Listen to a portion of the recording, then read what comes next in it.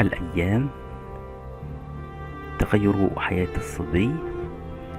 تغيرت الحياة المادية للصبي، فقد هجر مجلسه من الغرفة التي كان ينام فيها، فقد أصبح يقضي يومه أو أكثره في الأزهر وما حوله من مساجد لحضور دروسه، وأصبح مجلسه مع صديقه أمام الغرفة يلهوان بالحديث قليلا وبالقراءة كثيرا. وتعرف الصبي على الربع وشؤون أهله، مع أن أخاه الشيخ خصص له مقدارا بسيطا من النقد لا يتجاوز القرش الواحد، إلا أنه عرف هو وصديقه كيف يقتصدان وكيف يمتعان أنفسهما بما كانت تتوق إليه من أطياب الطعام والشراب. وحرص الصبي على المواظبة على حضور دروس الأزهر، الفقه والنحو، وكان يطمع أن يسمع لغيره من الشيوخ. فحضر شرح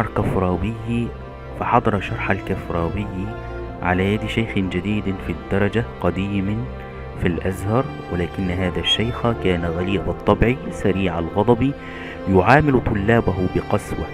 ابتعد الطلاب عن سؤاله وخلوا بينه وبين شرح الدروس فقط، وكان الصبي يشعر أنه يتعلم في درسه القديم ويلهو في درسه الجديد.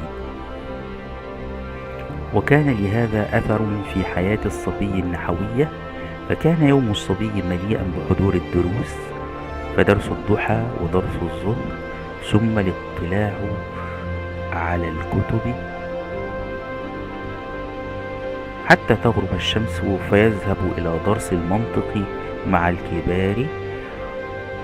وكان يتعلم على يد شيخ لم يأخذ شهادة العالمية، ولم يكن بارعا في العلم ولا ماهرا في التعليم، سريع الغضب حادا في طبعه، ولكنه لم يشتم الطلبة ولا يعاملهم بقسوة.